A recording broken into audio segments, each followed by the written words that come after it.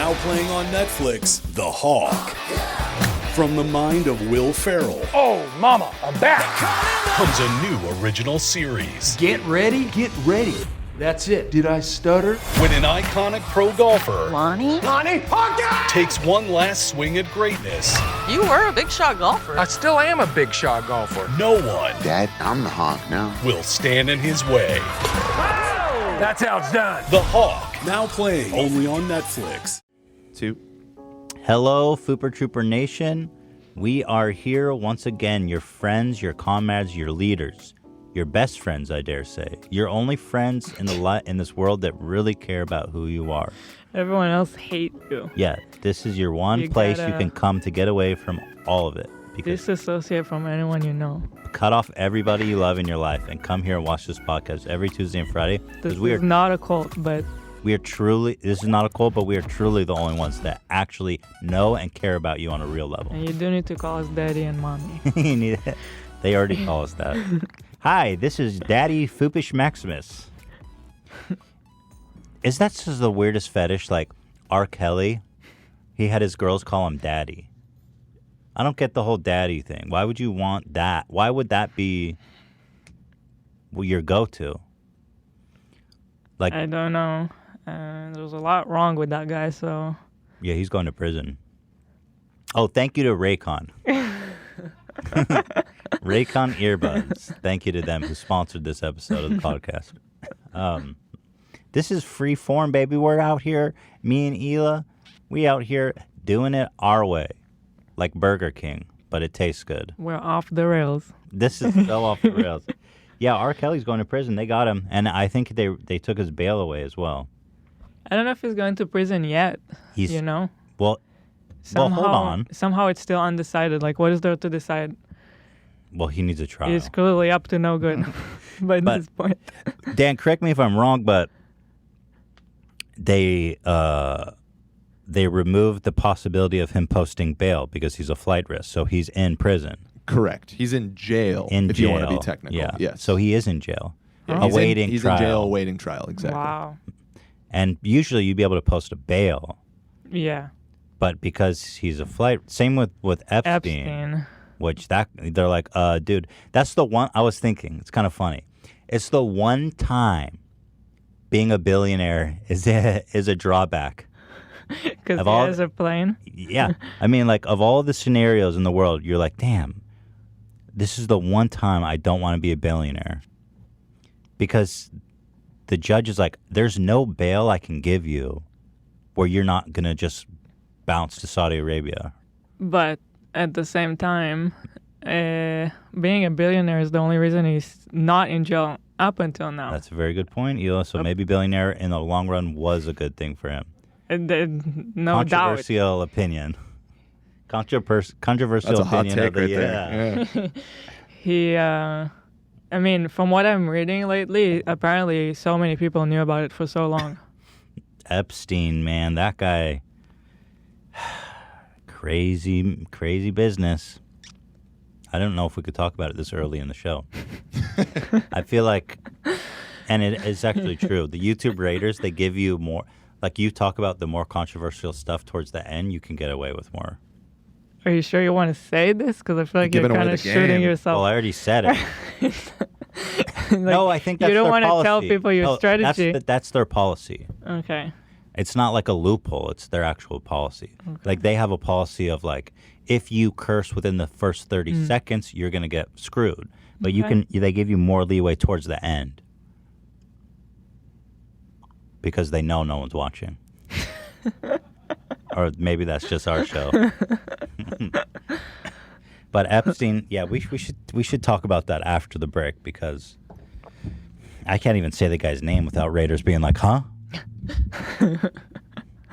They got their finger on the mature button. Let's talk about some good news before we get into that. TMZ saves YouTube.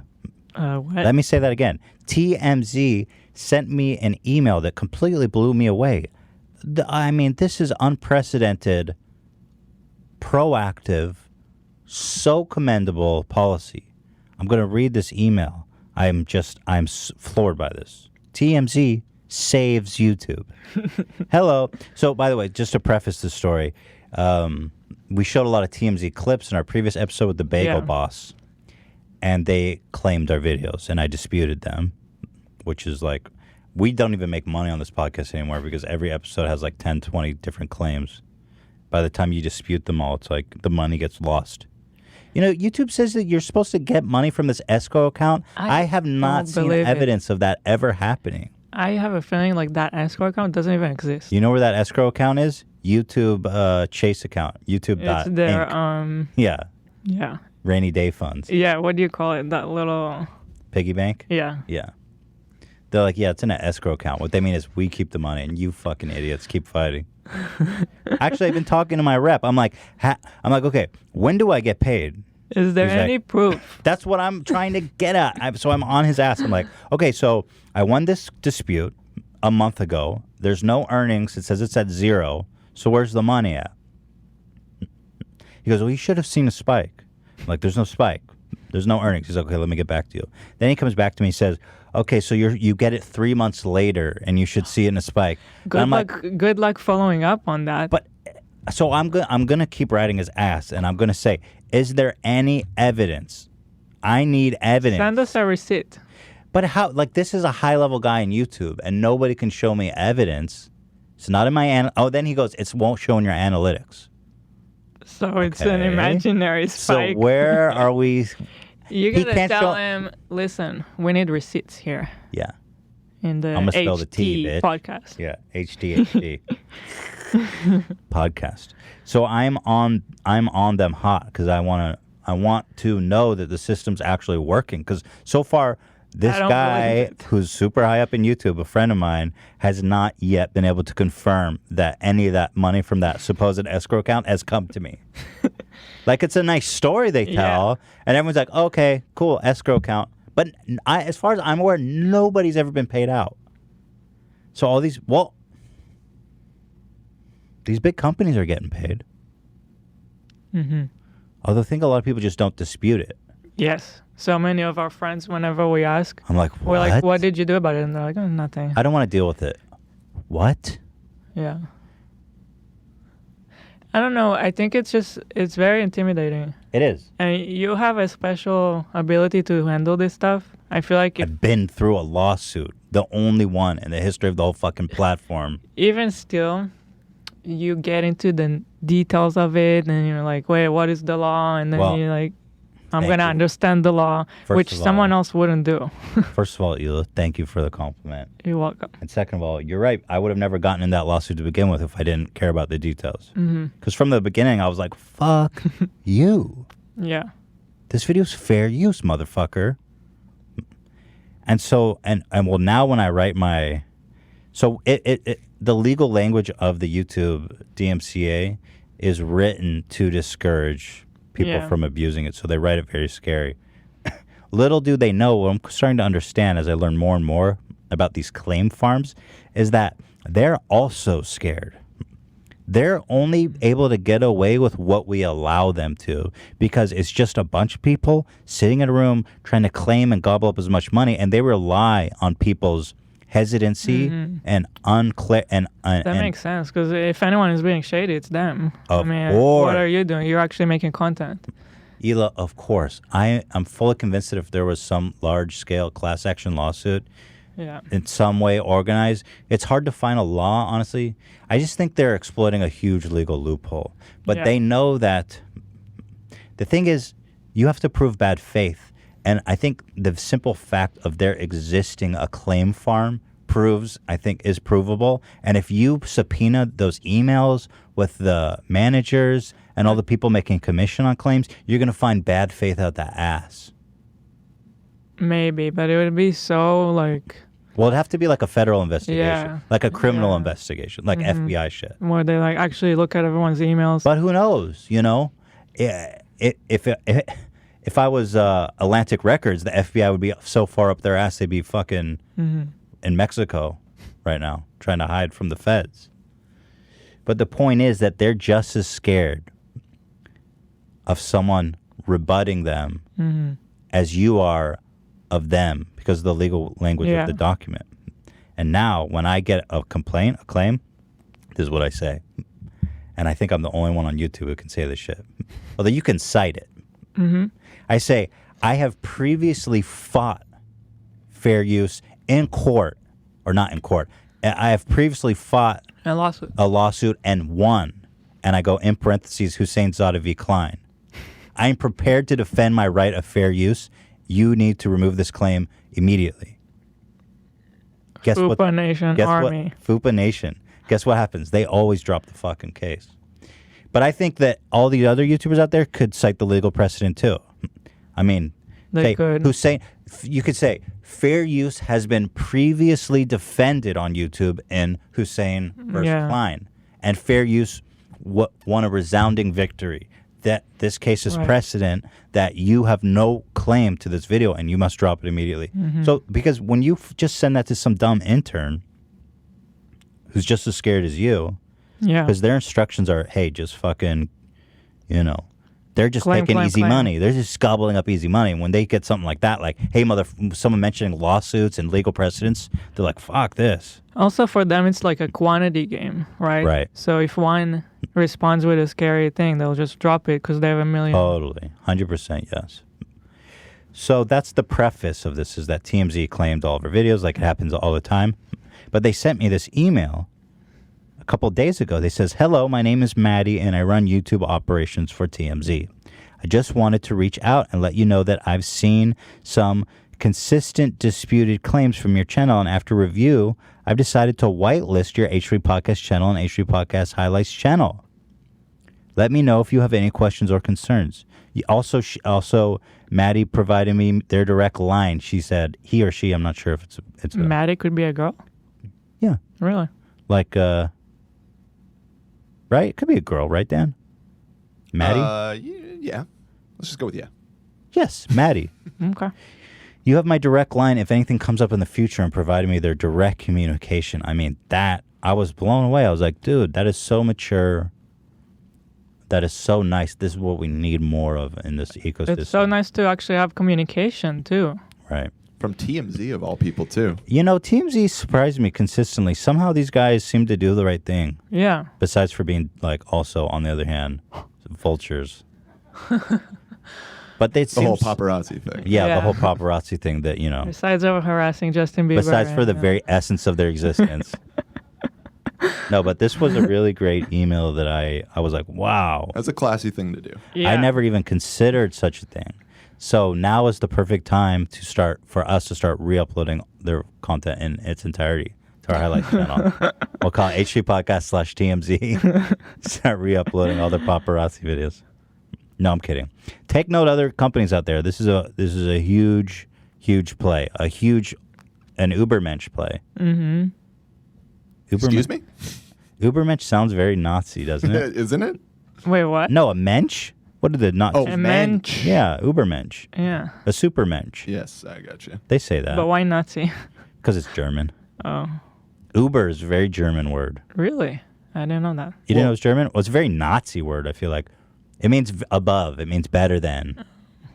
And the German term for like the master race sounds just like that. I don't think it's Mensch. But so that's what they call. They say the Uber race. Okay, I didn't know that. The greater race. Yeah. So Uber is superior to taxi? To what? To regular taxi? Is that one? Like Uber, the app? Oh, yes. Exactly. Okay. Uber. Yeah. Oh, no, it is Ubermensch. Yeah, Ubermensch. No, that's oh, what the no. Nazis But see, Mensch must be... Yeah, it means something different in German than Is it really Yiddish. Ubermensch? I'm looking at the Wikipedia article right now. It comes from Nietzsche, the philosopher. Oh, what the hell? Yeah, we're going deep here. But yes, in Nazism, that is the term used by Hitler. It's all connecting. Ubermensch. Yeah. Ubermensch. Yeah. It's a concept in philosophy. So TMZ is not Ubermensch. So TMZ is not... Well, maybe they are. Ubermensch. Yeah. Ubermensch is a concept in the philosophy of Nietzsche. Now let's click. Fuck it, I'm in it. We're going down the rabbit hole. Let's see. It means Superman, Beyond Man, Overman, Hyperman. Okay. Is a concept by Nietzsche. A goal of humanity is set for itself. It is a work of philosophical allegory with a structural similarity to some other bullshit I've never heard of. But it's like what we should strive to be, superhumans. Yes, in the origin of it, it had a more, not blue. higher, yes, not it was the blue then eyes and all that. co-opted by the Nazis. Hitler's like, Ubermensch, yeah, we should be super attractive. That's what he meant. Or, well, that's a preference. We should all have blue eyes and blonde hair. That's what he meant. By the way, I feel like that is... I just feel like learned a lot. Never heard of that. We educate here on the H3 podcast. Because I heard like the Aryan race. Right. I heard those terms. Yeah. Yeah, I heard Ubermensch. There you go. And on the other hand, I knew of Nietzsche, but I didn't know. You connecting dots here. We're transcending. Small word all of a sudden. Yeah.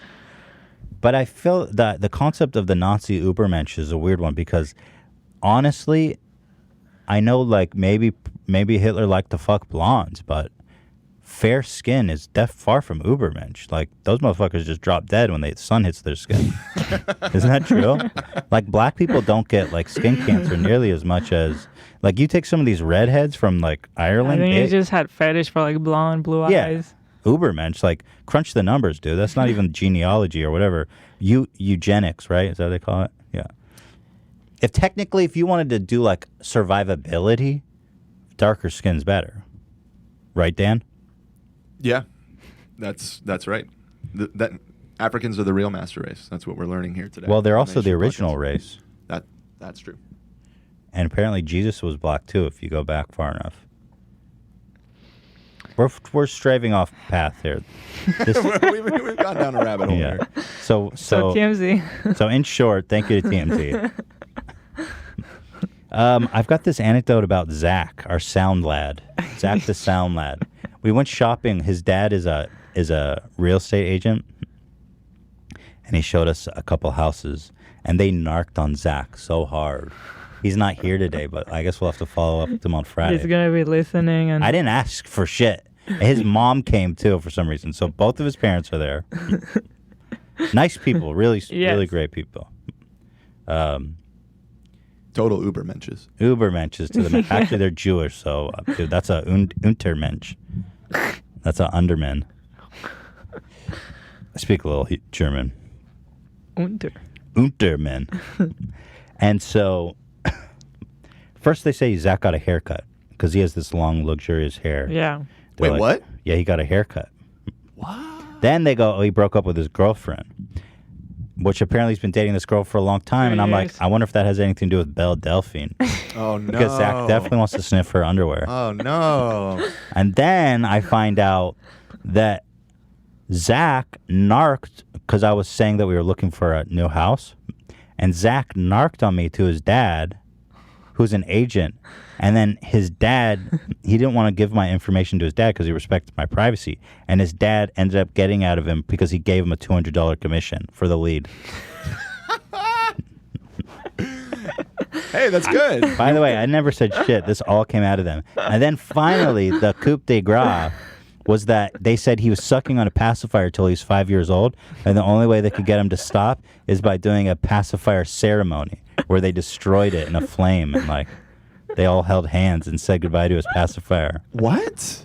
That one's not real, right? I swear It's to you, real. my fucking God in life. They volunteered all this information. I didn't even say shit. They literally just showed up to embarrass him. But so we have a lot to talk about on Friday. What a Ubermensch.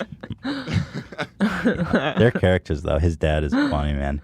He's like Mr. Realtor. Yeah. He's got a convertible Mercedes. You know, his mom was rocking the Gucci shoes. Is he picking up? Does he have bus stop ads? We see him around town. Do you see what? Do you see, you know how like realtors they always have those cheesy photos that they put on like bus stops? No, I and think that he's kind of above stuff? that. Yeah, he's above that. Ah. That's low level shit. Gotcha. He's Mr. Let me make some calls. You know, he's got the pocket listings. You know what I'm saying? Wow. But Yeah. it really does. He's it really good. does. Like, yeah. He made our current realtor look like a fucking little. I want to say. Actually, you know what? What am I doing? What are you doing? They all listen to this show. This is what's the problem here. Like, this is so ridiculous right now. I just realized that our realtor listens to this show, and he always comments to me about it. We're going to have to edit this out? No, it's just what it is. I mean, this is the world that we live in. Yeah. But if I can't, like, how am I supposed to do this show if I'm thinking, oh, was my realtor going to think about what I say? Like, how can I live my life like this? Because ultimately, I'm here for you people. And I'm the only one that is here for you. Yeah, remember. Remember that. Well, Carl, if you are listening to this, don't worry, we're still with you, baby. And Zach's dad, if you are listening to this, don't worry, we're still with you, baby. Fuck. We're actually not even looking for a house. This is just. There's no house. I live in a hole. I feel like I have a feeling, and so I have a feeling that Carl only listens surface level for chit chat. So if he brings this conversation up, then I'll know he's a real fan. Thing is, I know Zach's dad's going to hear this because obviously Zach works on the show and he's going to show it to him. But the real test, so Carl, if you bring this up to me in conversation now, then you're my guy. Because you're a true ride or die fan. Yeah. And there's really no way, there's nowhere in a bubble that someone's going to listen and be like, hey, Carl, did you hear this? Right. Like, it's just Carl. Yeah. Yeah. Meanwhile, Zach's dad's like, nobody, please fucking tell Carl. Because Zach's dad wants that commission so bad, I can feel the desperation out of the phone when I talk to him. I got to make sure Zach gets like more than $200 if he ends up selling me a house. That's true. Because the commission on that shit is huge. Yeah, Zach got ripped off. Yeah, $200 lead. This is a hot lead, Zach. You sold my ass out for $200. I'm worth more than that, bro. To be fair, he did say that he had to really squeeze. Yeah, whatever. Zach. Fucking a lead Zach. is a lead. A lead is a lead. But He goes, his dad goes, I had to pay Zach $200. And then the mom is like, he's just kidding. Because she's like, maybe don't. Isn't it funny how Mark. in And every family, the mom is so sane and then the dad is such a character? Like, what is going on with, what is going on? What is that anomaly? I'm Why sure is there's the mom always like... I've known families where it's the opposite. I've never. I have. A friend of high school whose mom was just total off the wall, and her dad was just so stoic. Okay. Well, hold on. Your dad was your family. What? Your dad was stoic, and your mom was pretty wacky. What? What is stoic? It's just serious. No, but like my dad was such a character. He's like insane. Well, okay, those are two different issues, I feel like. Because your dad's not... Okay, you know what? The point is, again, we're going way off path here. So TMZ. But in short, thank you to TMZ. That should be our thing. Whenever we go off track, in short, thank you to TMZ. But what was funny is Zach's dad was like, I paid him $200, and then the mom was like, I could tell she was like, don't, this is not funny. I said, he's kidding. Yeah. And I look at them both and I'm like, he's not kidding. I know he did. But he's good. He's really trying to help, and we do appreciate it. So let's not. So, but if Carl, you are listening, then I gotta cut him out of the picture. We'll see. I don't think Carl will say anything because we're already. What are we in? Like 30 minutes, Dan? 23. So he might. Might be. Maybe we should put his name. He's in on the a title. long drive Carl, somewhere. We should put his name in the title. Carl. Don't listen. Zach's dad is like sending him on a goose chase. Like, hey. He's like at his house, like unplugging his internet. Okay. Great anecdotes, eh? Full of anecdotes here on the H3 podcast. Ethan Bradberry's back in the news. Bradberry, be good to your mother. Ela made the most hilarious observation last night when we were going over this stuff. She goes, Ethan Bradberry at this point is just making content for us. It feels that way. Because, well, we need to watch and you guys need to see what we're talking about. But I was telling Ethan, like, do you understand what's happening here? And we're watching a video that he basically made for us. It's like, because I feel like what is our life? it's so funny. That cracked me up because it's so true. Because I don't think this content has any inherent entertainment value to anyone else except us and viewers of this show. Like the Regula had, by the way, the Regula is doing well. It's up to like almost 100,000 views. And it started at 5,000. It was which like was also just nobody. Yeah, that's true. But that was such a funny point, Hila. And I feel like Ethan Bradberry's putting on this Godfather persona so heavy that he's blurring the lines between meme and real so much that nobody knows what's going on. Like even his friends. His friends and his family don't know what's going on with Ethan. Like he came on this show and he's like, what's a meme? What's a meme? And now he's so far down the meme hole, he doesn't know who he is anymore. Yeah. But let's start here. He's in the upside down world. So he keeps going down this meme hole of like the Bradberry father, the Godfather. Is there a better way to say that? The Berry father. I like that. So it's all about be good to your mother. Okay. Andy Joe Gambino reaching to the front of me, huh? And how to Brooklyn Rue to New York City. You been good to your mother? I've been great to my mother. That's good. Keep it that way. She hasn't given me a call in about 2 months. That's great. Standing so close. Raw. Yeah, drink your raw. Is it raw? So close. It's the raw. It's the raw. No, it's not. Calls him No, all. it's not. I see the cream and sugar in there. It ain't right. Come over here. It ain't right. What we got? Keep it going. One more. Such passionate kisses. Listen, be good to your mother. Be great to your mother. Keep it that way. Capiche? Got beef. Listen, I might take you down to the church and then the pier right after because you've been good to her. What if I Maybe wanna- even to hit the turnpike to get the jersey in about 30. Forget about her. Who you kidding? What are you rabbit ass man? That's what I- Ah! Give it! That's what I was looking for. Antasta! So like, Andy Joe I think Gambino his friend is just so flustered by this. And they're standing so close together. For our audio listeners, they're standing like an inch from each other's face. And Ethan's just screaming in his face. His friend just is trying to keep up. He's flustered. And I love how he calls him out. He goes, how's the coffee? Is it raw?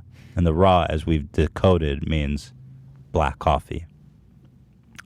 And he goes, is it raw? And he goes, it's the raw, so the raw. Trying to catch. He's like, no, it's not. No, it's not. I see the cream and the sugar. Who you kidding, man? That ain't raw. So he set him up, and then he knocked his ass down. Can you imagine Ethan Bradberry asks you, is it raw? And you say no? I'd fear for my life.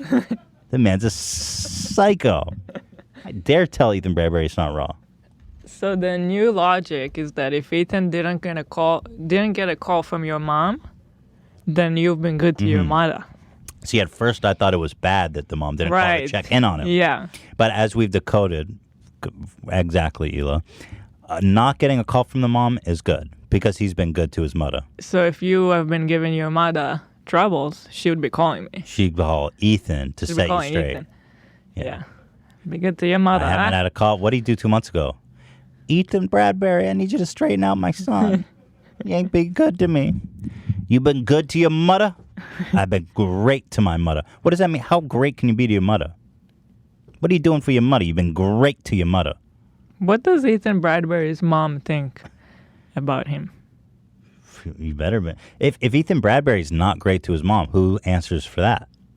Mo. Mo's the ultimate. She calls Mo. Let's read the caption here. Always a pleasure catching up with Andy Ricci at 5:30 a.m.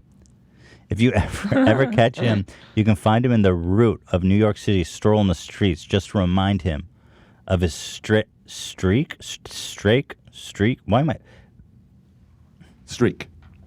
I felt like it said steak, but sorry, I had an aneurysm.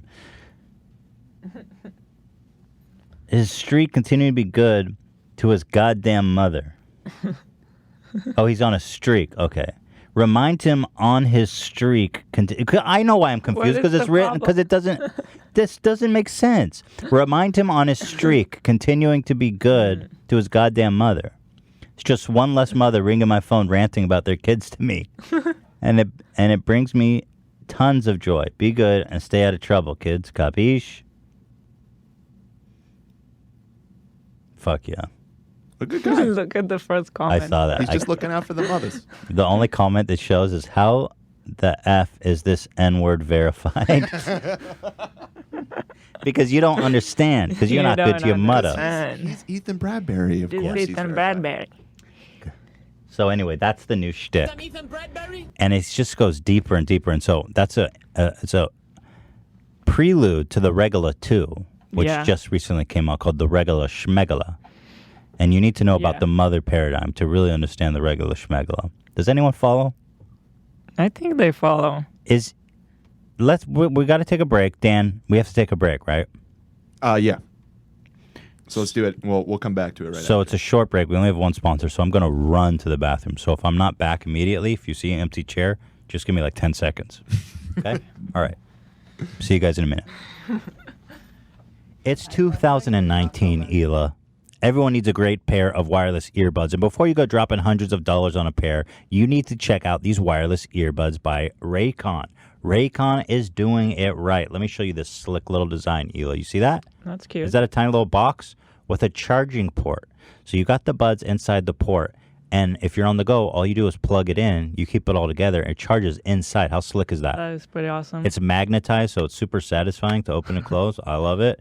And inside, you've basically got the CIA's top secret technology. It's so slick, and it's so advanced. Pops right into the ear like a beautiful dream. What really blows my mind is actually the quality of the audio you get out of this little device. I mean, this is truly from the CIA, from the government. This is top secret technology. And here's something else that you don't see other people including. I've got a weird ear hole. I got an XL ear hole, Hila. You do? I think I do. I think I'm XL. So, they got extra small to extra large, so that this is going to fit your ear like a dream. The quality is amazing. The fit is amazing. The price is even better, folks, compared to what's out there, the competition. Give me a break, dude. Guys, it comes with free shipping on all USA orders. You got free returns and a 1-year warranty. So really, give it a shot. You got nothing to lose. They are stylish, discreet. There's no dangling, no stems. It's a Bluetooth headphone with all the great sound and the great looks. Look at all these color options here. You've got pink, black, brown, blue, white, and also my favorite color. Forget about it, because you need these Raycons. Go to buyraycon.com/H3 to get 15% off your order. That's buyraycon.com/H3 for 15% off Raycon wireless earbuds. If you've been eyeing a pair, now's the time to get an amazing deal. So one more time, guys, buyraycon.com/H3. Beautiful.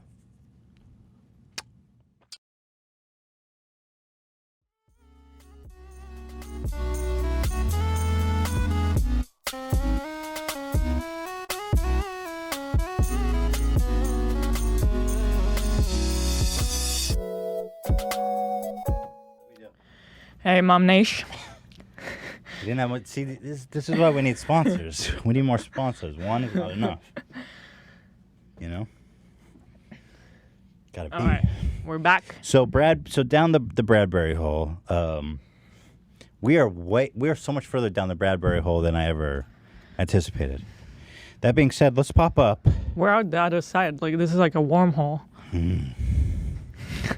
That's a really good analogy. We're in UFO territory. You know how black holes apparently tear the fabric of space-time because they're so heavy?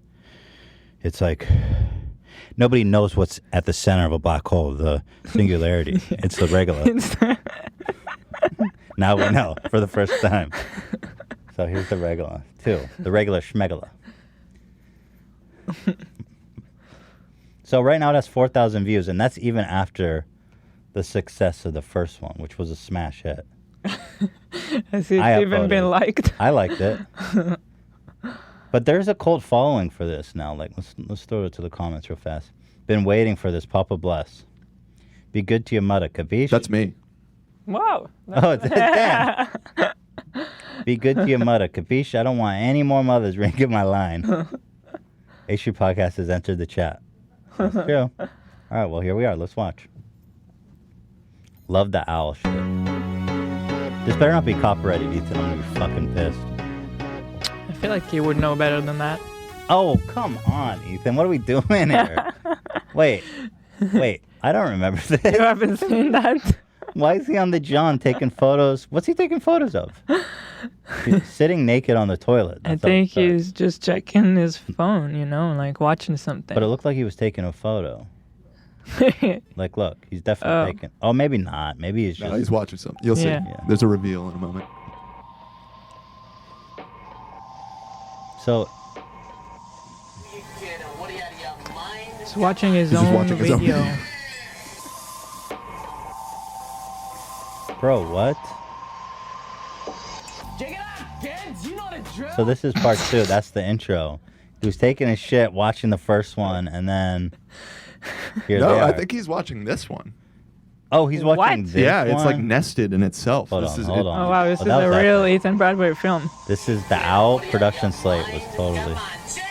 Oh no, you're right. That is the original. This is the Yeah, preview. you're Come right. on, You're right. Dan, come on. Come on. Keep up. Who are you kidding? So here's the gang. I love watch. First of all, there's a couple things to keep track of here. Wait. First of all, look at Dennis. Dennis is just barely hanging in there. What is he on?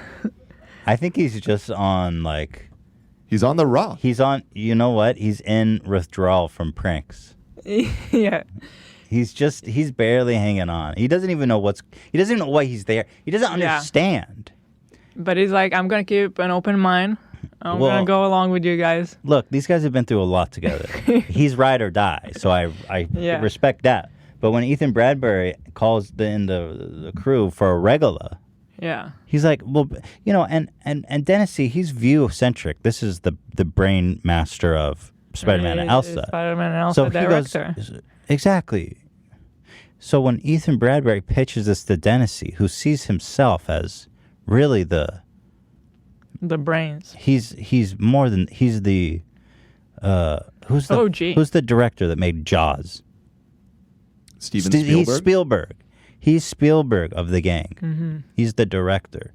And Ethan Bradberry pitches the regular. He says to him, we go into Starbucks and I ask for the regular and then I start screaming and I pour a cup of coffee. And to Dennis, he's thinking, nobody's going to watch this. Nobody's going to watch it. It doesn't make sense. Ethan's lost his mind. Yeah, he still rides or die. That's the face that you'll see on Dennis right now. And then the other face that you'll want to follow is Mo. Somehow just only is fixated on this dude. Like he really wants to fuck this dude. There's no other interpretation. None. Yeah. Now let's start over. Good call, Hila. Should I not pause? It's 6 minutes. How am I not going to pause? No, you're going to pause, but give it a little bit. Okay. Hila, you tell me when I'm good. Okay. I'm going to pause before that. Get hype, motherfuckers. Yeah. Big moves. Man, it's got Tommy Wiseau vibes here with the music. You been good to your mother?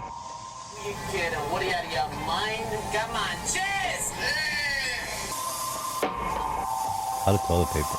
2 different rolls open at the same time. Check it out, kids. You know the drill. Look at Dennis. We got a new day, new run, new power, new energy, new wisdom. Look at Mo. Wait, dude, look. Okay, I gotta go back already. No, come look on. at Mo and the homie We here. didn't even watch They're anything. face to face. They're practically about to kiss. Got a new day, new run, new power, new energy, new wisdom. Hold on. Look at the 2 of them. Look at the 2 of them. City, huh? Oh shit. I've been Look headed at the down 2 to of the them. church and down to the pier with a few friend of mine. What I'm is thinking, going I've on? included a few friend of mine. I'm gonna get to these guys in a second, and I won't be weird about them. I'm not listening to Ethan, but Mo. So the other dude is awkward and he looks away because they're having like this stare off. But Mo never backed down from the stare off, as you'll see. Okay, you gotta let it play. Okay, I'm sorry, you guys. No, don't go back. No, we watched it too many times. Okay, I'm done. Check it out, kids. Sorry. You know Check the it out. drill. We got a new day, new run, new power, new energy, new wisdom. Out in the hard Brooklyn, route of New York City, huh? I've been heading down to the church and down to the pier with a few friend of mine. But I'm thinking, I've included a few friends of mine. I'm gonna get to these guys in a second and I won't be weird about it. I'm gonna introduce them to you. I've been getting a lot of confusion to what this raw, this regular ritual is. But anyways, I got a dentist to the front of me, huh? Get it, huh? I got OB. I got Andy Ricci to the rarer OB. Hey, listen, what happened to your brother Bruno? It was with Johnny. Yeah, we were tap dancing. And let me tell you something. You're so like mother the new gives me a move. call about 4 a.m. Very unusual Oh, the ring thing click? for that to happen, He huh? gets super violent with the ring. Sometimes I'm afraid he's going to break it. But the regular ritual, he throws the spoon. That's my favorite. Eli, I'm not trying to pause this shit. Okay. Last time I got a mother calling my phone, ringing my line was about 2 months ago. She tells me she sees Johnny and Bruno tap dancing on a beefcake under the Verzano Bridge. And I says to myself, so fugazi. I hang up the phone right then and there. I got Johnny. Johnny, you been good to your mother? I've been great to my mother. We got G-Man, the man with the game. I got Kenny Caruso.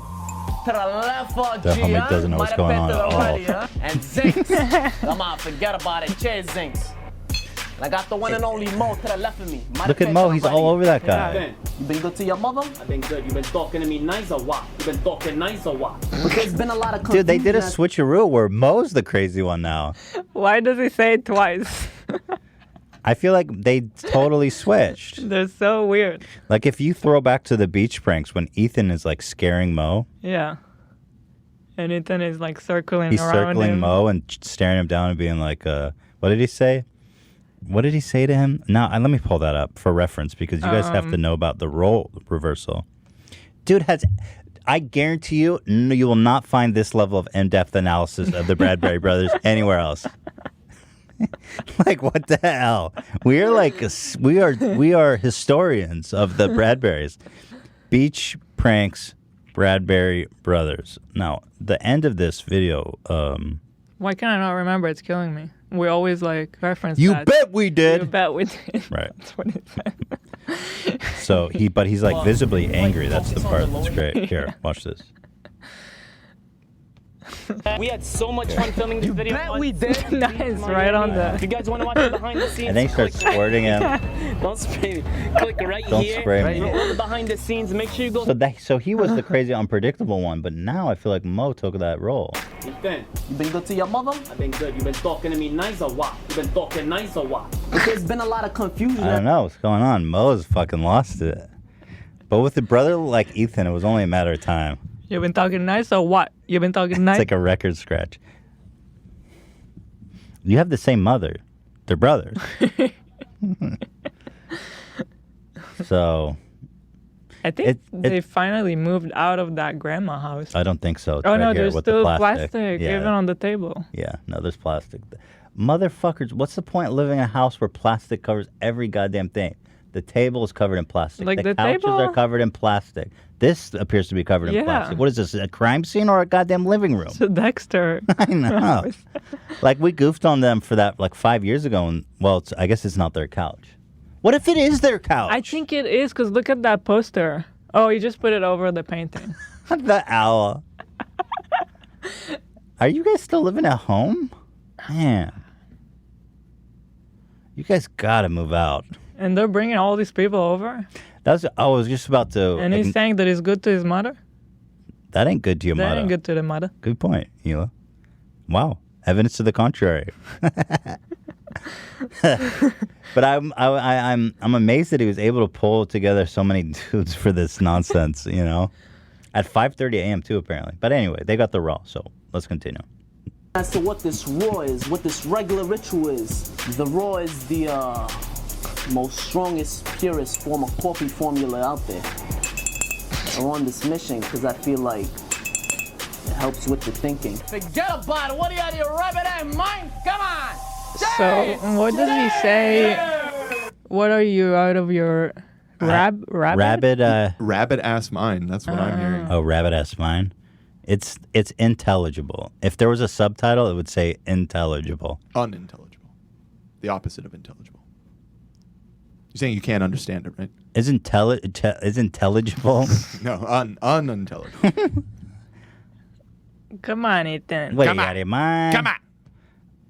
Should be a subtitle under It's me right now that says unintelligible, capiche? unintelligible. We need a fart mic like Tom and Christina. I just farted, but you guys probably didn't hear it. Anyway. Oh, it smells so bad, though. Sometimes your farts just get that next notch of smell where you're like, whoo. Your mother can smell it. This is what we got going on over here, huh? I'm missing another cup. Who got my other cup? Andy, I seen you rob my cup. Let me get my cup. Let me get this straight. These motherfuckers are driving around in like Audi, like $150,000 Audis, but they still live at their parents. They shoot at their parents' house. Nice. Yeah? Never touch my cup. Forget about it. I'll be to the left of me, huh?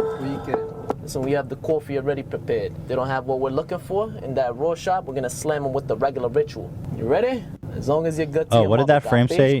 You put it right. He hit it. Yeah. It's not in my document though. Why isn't it in my document? What I is time- this I thing, timestamped it. Ethan? What It's have you not been really hitting? that profound. He hit it. He hit us with a hidden frame here. It was at like 250 or something, right? We're gonna slam them with the regular ritual. It's right after that.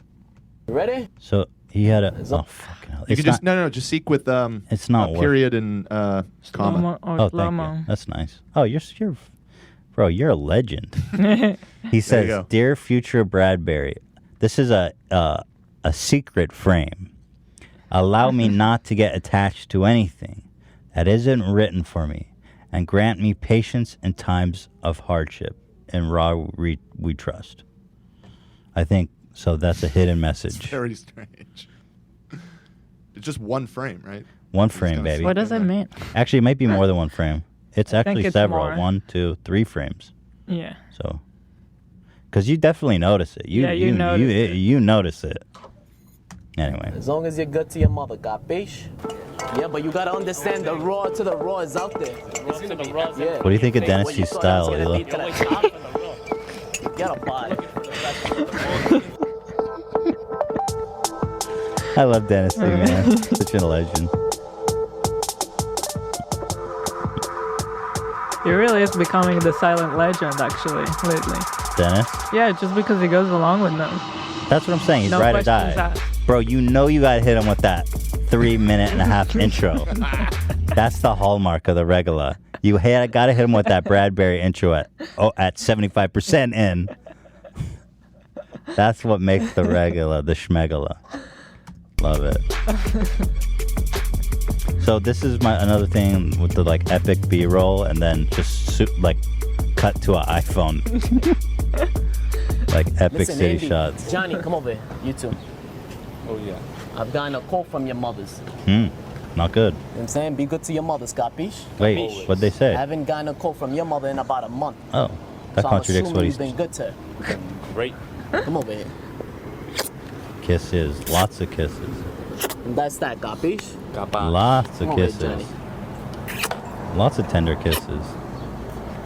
You get it going, Johnny. Come over here. He said he got a call, but then he said he didn't get a call. I wonder who called him then. Bradberry taking the lead like Reservoir Dogs to the nearest Starbucks. Buckle up. I like how he calls it the raw shop. Yeah, of course. How you doing? Good? So, Let me get the regular. The regular. The regular schmegular. angles. They got angles. You have that? The regular schmegular? Let me get a large. A large. Large. Just a large hot coffee, that's it. No, a regular schmegular. Okay, we don't have that. So, well, hold on. I'm confused now. Because the raw is just black coffee. Yeah. And he's at Starbucks asking for the regular, which as far as I know is just a black coffee. Yeah. I guarantee you that is what you want. She's like, a regular large coffee. That's the raw. But then she calls it coffee. And he's like, nah. Okay. It's a terminology issue. Because she almost served him, Yeah, but then 'cause- she clarified. But I wonder if the video would have just ended amicably. She just handed him a black coffee, you know. But I'm like Ethan, that's what you want. That's raw, a regular coffee. Yes. That's the regular. You know, you brought your own cup. You ready to go? No? You sure? They do have it. That's what's so frustrating to me. Ethan, they have it. You ordered it. Forget about it. You kidding me? Here we go. I think Johnny, Andy, who you kidding, eh? Here we go. The fear sets in. Dynasty, board shorts and polo. What's the point of bringing the coffee machine? It's not plugged into anything. Because it's epic. See how uncomfortable the manager is. Where's the generator? She said you wasn't talking at night, huh? He's not good to his mother. He's not good to his mother. The manager picks up the phone, is calling 911. Watch this.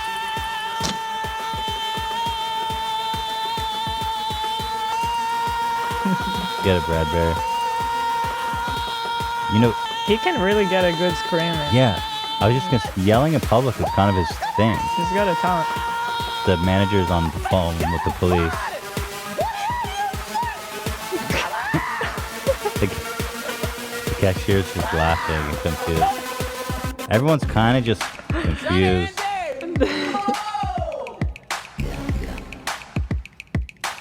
Johnny, Andy, Mo! Pick it up, huh? Chase. Chase. To the raw. This day I'm moving forward. They've got black coffee. Then And we get it going. Capiche? so again, there's this is Where's covered. Jimmy? One of them was super wet. So again, there's no intrinsic entertainment value to anyone who doesn't. I mean, the original one doesn't have any intrinsic value until we found it. Yeah. It's like an ore that you need to refine. It's like, have you seen a gold nugget, a raw gold nugget? It's not a beautiful, or a diamond even is a better example. A raw diamond just looks like a chunk of stone. But you need someone to find the diamond and to polish it and to chisel it until it's beautiful. To bring out its luster. A diamond in the rough is Right. true is what the expression means, and I really do think the regla should be called the rough because it's a diamond in the rough. And at this point, but I have a lot of confusion now, Ethan, because you've been very consistent with the terminology. They have the raw.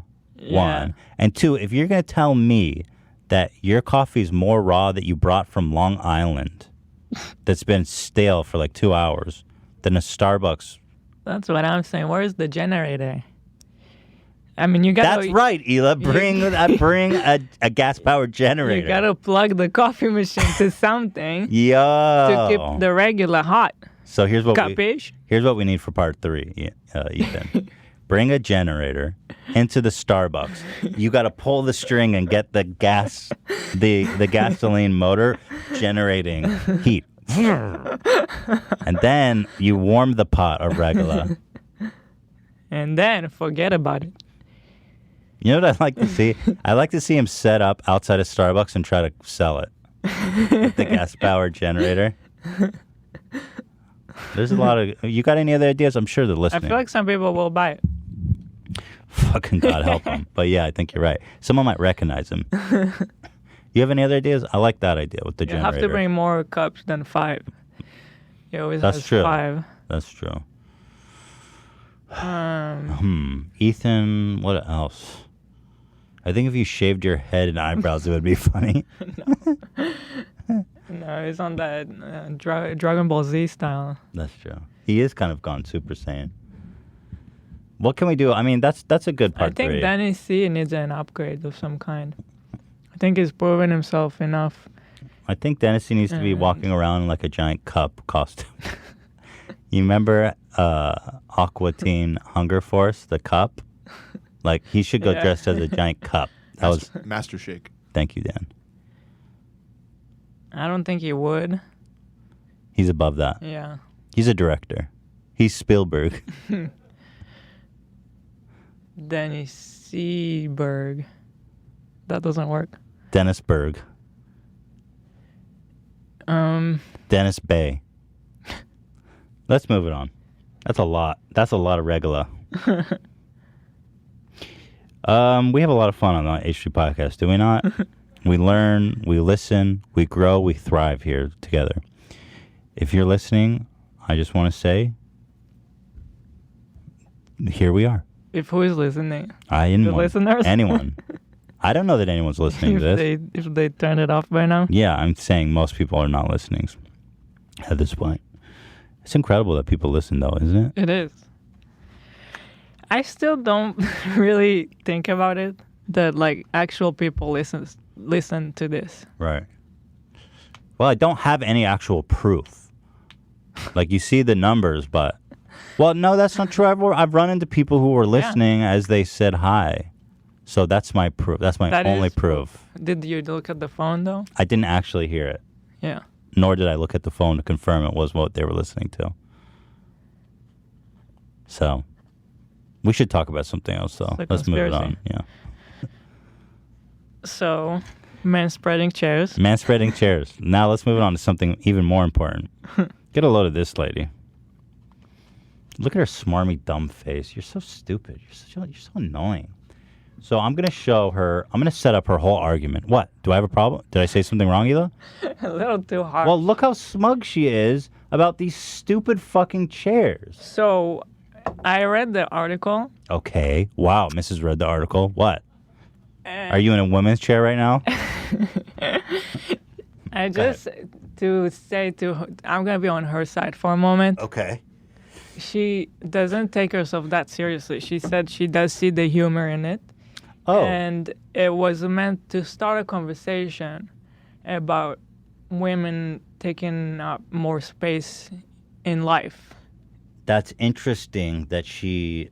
It's a metaphor. Yeah. Because the article, the tone seemed to be very serious about how she won awards. Yes. She did win an award, but the work is not to start selling these chairs at Starbucks now. It's an art piece. It's a design piece, but with more like to start a conversation. Okay. Are you done? Yeah. I just mansplained you. Look at her. Look how smarmy she is. Her arms are crossed. Just like my legs should be at all times. No, I'm kidding. That's a fair point. It's good that we don't paint with too broad of a brush here, right, Ela? Yeah, no. I see both sides on this one. What? Because I can understand. As an art piece, fine. Yeah. That's all I'm saying. But people are taking this seriously. Exactly. And also it's more fun. It's more interesting if we take it from that route. We can't be so reasonable that this show's boring. You know what I'm saying? Get out of here with them. Stop with this reason and logic and fairness, Ela. It's not entertaining. You've been good to your mother? I've been great to my mother. Okay. We should call our moms. You should check in on my mom. Has Ethan been good to you? He's been great to me. The end of manspreading. Student fed up with men infringing on her public space wins National Design Award for creating chair that restricts how they sit. Now, who the fuck? I mean, somebody gave her an award. So what it is that the woman's chair forces the woman to sit with her legs open, and the man's chair forces the man to sit with his legs closed. Mm-hmm.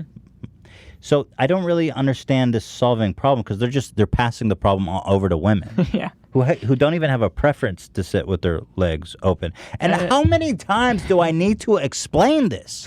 Why does nobody listen to me? Men have a dick and a balls. There's precious things. There's sensitive issues between our legs that restrict us from sitting.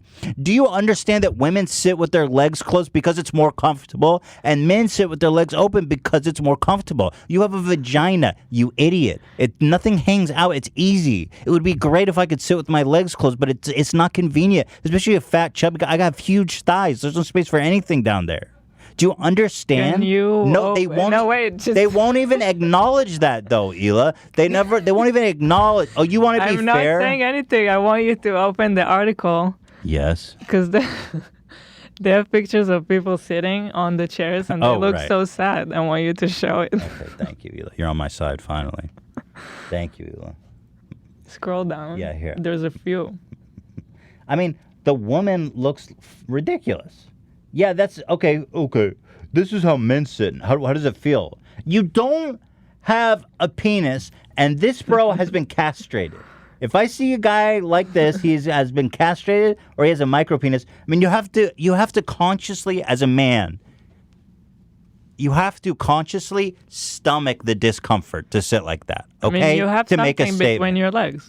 You do have I'm something. telling you, if I sit with my legs apart, it's very uncomfortable. Do you want me to describe it to you? Nobody mentions these in these fucking articles and videos. Hello? I don't understand why no one acknowledged it. Let me describe. Can we see that? I want you to go down more. Wow, okay. Then go down another one. Hold on.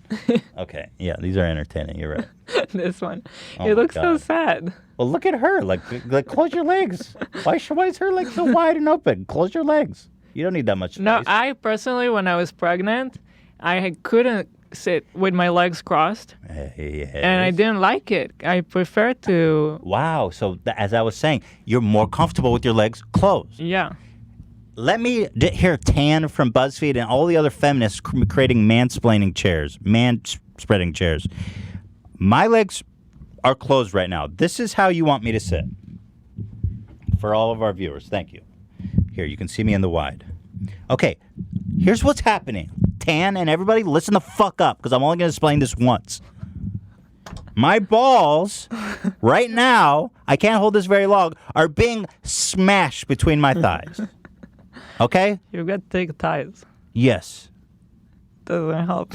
It does not help you, though. They're being smashed. My right testicle is being smashed in the middle of my thighs. It's hot, and there's a lot of pressure, and even after this amount of time I've been speaking, it's starting to hurt, and I have to let up. The top testicle is being squished up. Top? Yeah, up. It's also very uncomfortable. The penis rests comfortably at the top. It's a testicle issue. Mm-hmm.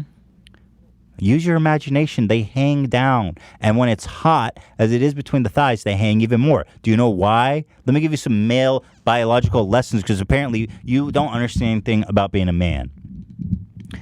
The testicles are required to be held at a certain temperature for the semen to be viable, Hila. That's why they hang when You it's have a hot. little refrigerator. That's because they need to be cooled. And when you forced me to sit like that, guess who's not getting pregnant? Oh, well, maybe that's what you wanted the whole time. All men to die and be castrated. Okay? And so, all these fancy chairs and all these BuzzFeed videos and all these TED Talks and all these sad, pathetic little men who are sitting. Look at this photograph. Like, she's so free. Sky. And he's on a blue background. Little bitch boy. Dude, I'd rather die than sit in that chair. Look at this. Look at this guy. How do you live with yourself, bro? You betrayed your gender. You betrayed your gender. Look at this. Wow. So here you've heard all the arguments. You've seen all they have to say. Now, allow me... What, Hila?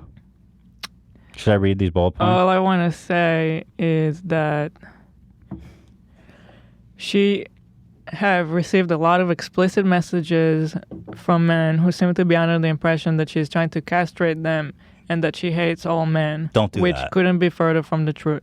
Please don't. If you do that, you are even worse than she is.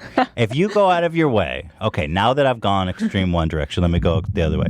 If you go out of your way to target this woman, to find who she is and send her a I thought you were message. telling me don't do that. Okay. No, if you are one of these guys. No, that's what I'm trying to say. Thank you. So, like, that goes and finds her and sends her a message. Yeah. You should be castrated. Do you understand how pathetic and insane that is, bro? I mean, that's so insane. We can make fun of her and goof about it, but if you're going to actually send her, if it upsets you that much, dude, you should be castrated.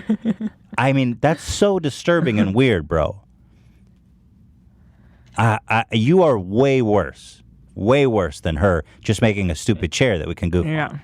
So Please. that is why I wanted to show her side as well. Yeah, it is important to acknowledge that. And because she said, I don't take myself too seriously because for my work, I really want it to be both important and thought-provoking while also being engaging and funny.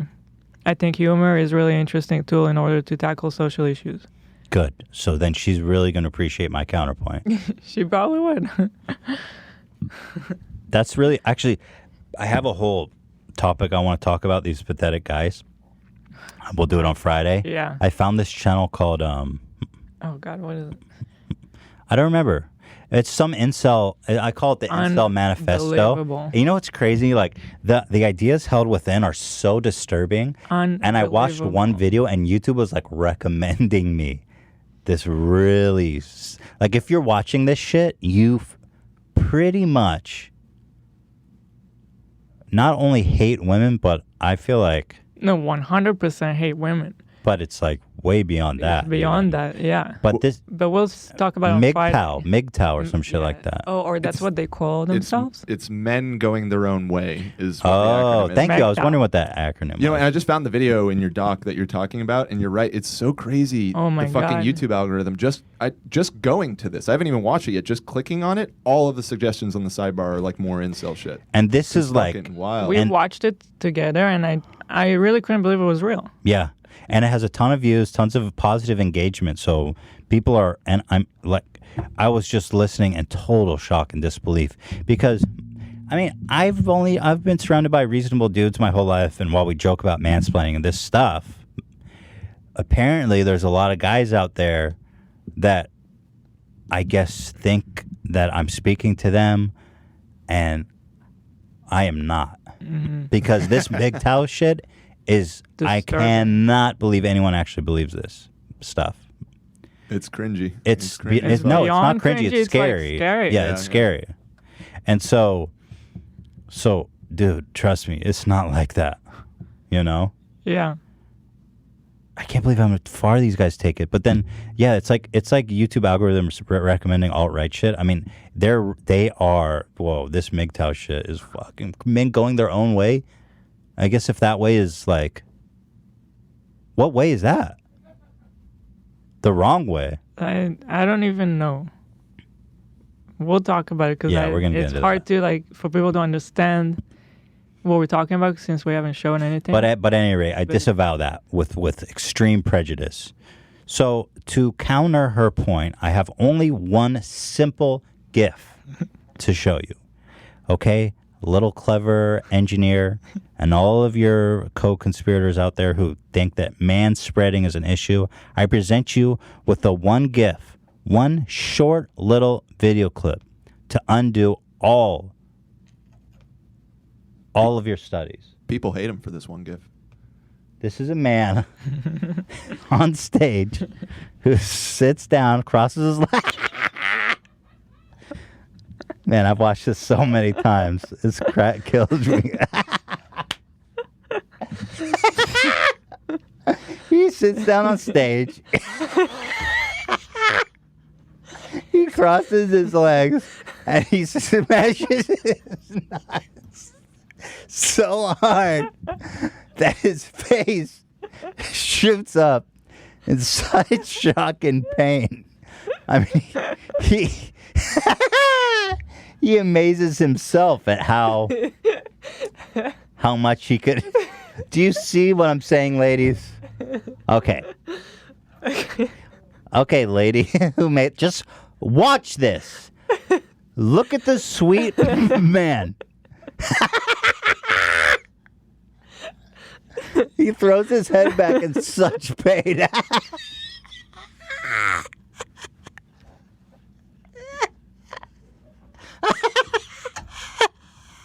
Look at his face. I mean, Ela, tell me, what's your reaction to seeing this? Does it? I feel bad for him. Right. Are you going to tell this poor man to stop manspreading? Like, to have such a to have such a reaction, it's gonna be so painful. I don't know.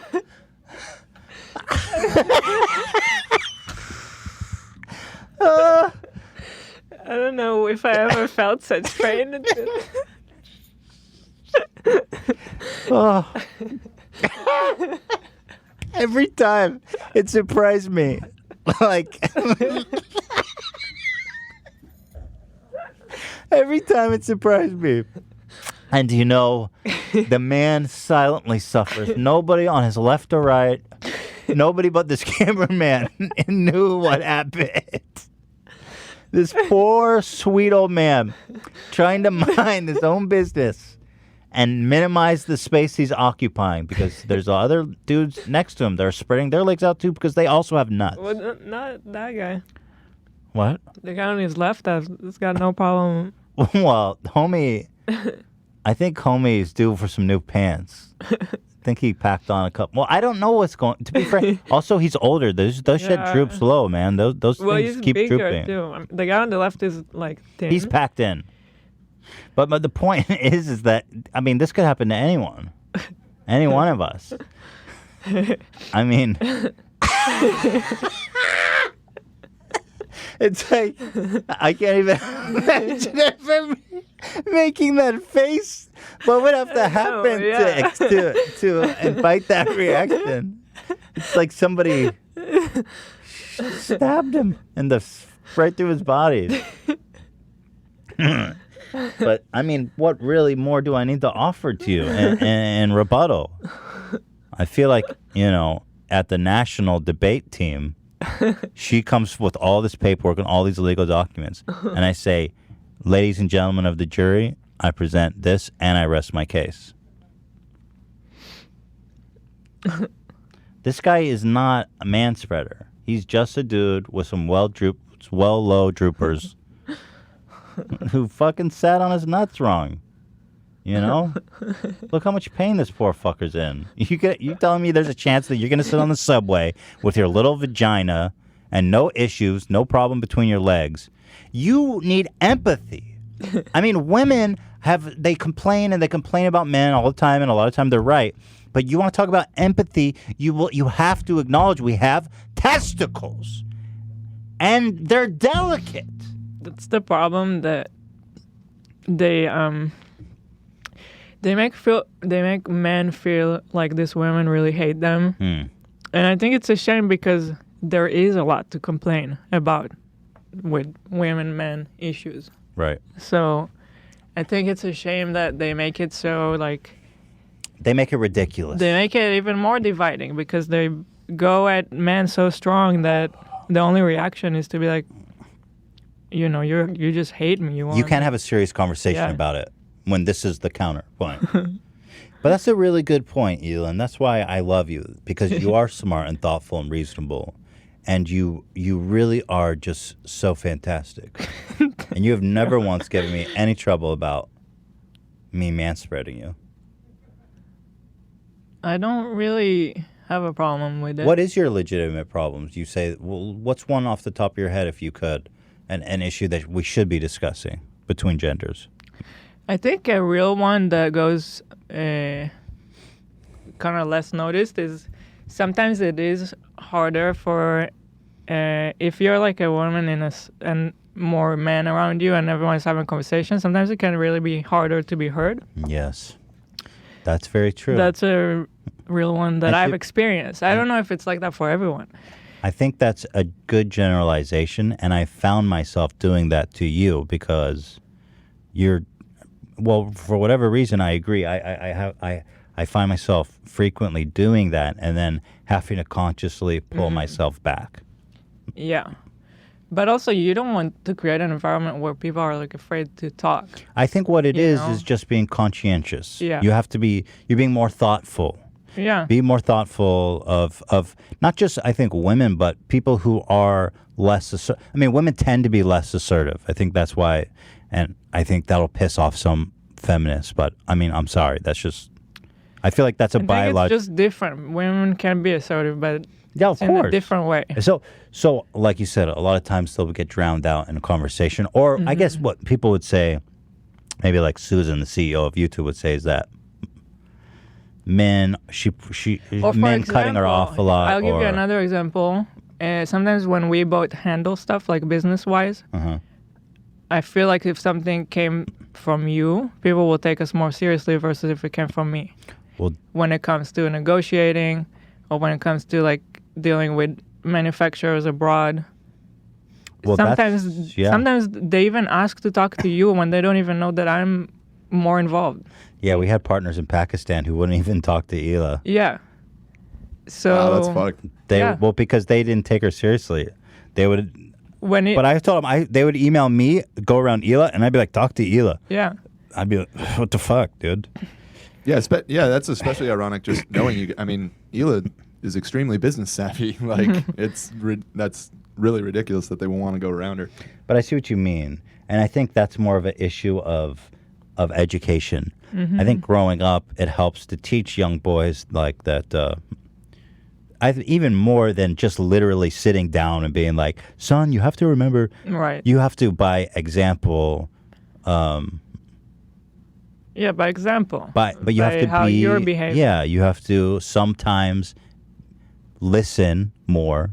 Yeah. And give other people an opportunity to, like, I can be very, especially in a setting like this, I don't know, assertive of my voice, right?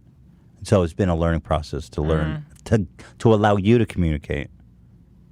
Yeah. In parallel to me. But you do lead the show more, so it is... Sometimes it makes more sense for you to anyway it's true, be but there. There needs to be a balance, you know? Yeah. But I think the talk about feminism and all that, I feel like it is totally just leading by example. And right. I think action instead of just talking. Like, I think it's pretty cool that Teddy Fresh, 90% of our employees are actually female. And it's not, we didn't make the conscious decision. We just hired the best people that we found. We only have one male employee. Yeah. Well, actually two with Ben. Oh, right, Ben, yeah. But I think that, you know, it's funny. We didn't make the decision like, I want female. No, that's ridiculous. Company or, you know. Well, also, and maybe this breaks the stereotype, our lead designer is a male. I don't know. You probably expect. No, actually, designers are. Is that a male-oriented? That's interesting. But the thing is, you know what we've also noticed? I feel like in the world of entertainment, or at least new media, I feel like you, in particular, are the perfect example of a strong, independent woman who has her own achievements and her own accomplishments under her belt. And whenever you see people getting accolades and recognition for being like a feminist or whatever, it's always these typical people that have made it super loud, and they try to make their whole identity about feminism and empowering women. But I don't know what they're doing exactly other than talking about it. So but I feel like, and while you are actually living the life of a true, powerful, independent woman, nobody's even going to recognize you for doing that. Because I don't talk about that's it. Because you're doing what's actually impactful, which is living it, instead of just, screaming about how much of a feminist and tweeting about all these. No, you know what I'm saying? No one will ever acknowledge true hustle. But I think you transcend even the like you said, we don't think about things in that. The way that we and you think about things is really the way that I think we all need to strive to, is that by merits. Yeah. Not based on what outcome you want, but based on the merits itself. But that's not progressive enough, apparently, because you need to make chairs that force people to sit like this. Get a load of this guy. Well, I want to recognize you. I want to recognize you, Hila. You are a strong, independent woman. You're amazing. Thank you. That's what I always loved about you from the beginning. Independent, super intelligent, grounded. I don't feel super intelligent. Well, I mean, who does, really? I mean, who does, really? I guess if you feel that way, you're it's kind of a problem. Weirdo. Look, people always have throughout my life said that they think I'm intelligent. And I'm only saying that as anecdotal. I feel like a fucking idiot. I swear to God, I don't feel intelligent. Okay. I know that if I think you're intelligent. I know if I took an IQ test, I would score very low. I feel like I'm sure I would barely get over 100. I'm not that smart. I don't know why I give off that impression. I'm just not that smart. But anyway, here I am making about me, how dumb I am. But you're so capable, and you're so willing to go your own way, and you're so strong, and you're not swayed by like perception and cultural things. You've always been very much your own person, and I think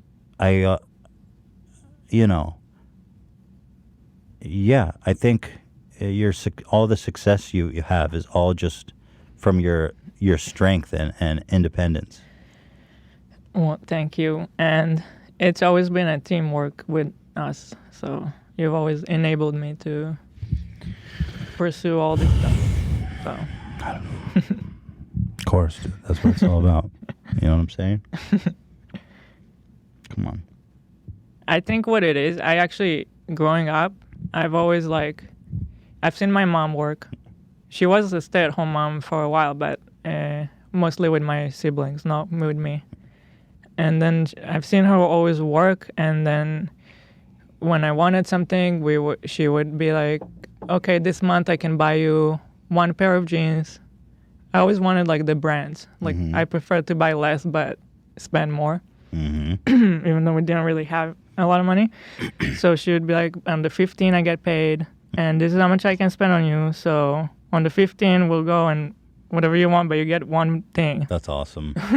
But I've always seen her work and what comes of it. Right. And I've always had this thought, I'm gonna earn money for myself so I can buy whatever I want. I'm not gonna have some guy, giving me money and me of course, living at his so that's always been in my mind since being a kid. Yeah. Because your mom led by example. Mm-hmm. Your mom came from a very traditional household, and she decided she was going to enter the workforce with no qualifications. Yeah. And just and earn her own keep in a very conservative household. Your dad probably didn't even want her to work. I don't know. Yeah, right? Your dad didn't even want her to work. And the funny thing, funny, but at the end, towards my dad's last years, she was the only one actually working and providing. Isn't that the best? It's motherfucker didn't even want her working, and here she is supporting his ass. But that's that's a real strong woman who breaks convention to do what's best for her, and she led by example, and that's the best lesson. You can say words are seriously wind. You can have all the wisdom and say all the right things, but it will go out one ear and out the other. It is weightless. It means nothing in the face of actually living an example. That's what it's all about for kids. I think I always wanted a stronger. My mom is strong in some ways, but she also went out and made a good living and worked and supported herself, which was good, which was a really good example, I think. Yeah. Which is probably why I favor someone like that. But moreover, my dad was always just such a dick to her all the time and very demeaning to her of me growing up. She doesn't know how to use the remote, so instead of just helping her, it turns into this whole thing about treating her like she's an idiot. And it's is that and that and that and that and that and that. And I guess you can learn, one of two ways, right? Yeah. And I never wanted to.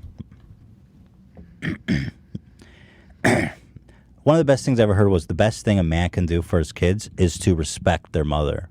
And I don't feel like my dad ever really respected my mom.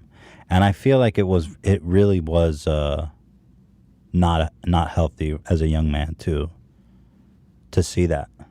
Somehow I came out of it with what I think is the right idea, because I've always been attracted to women that I have a deep respect for.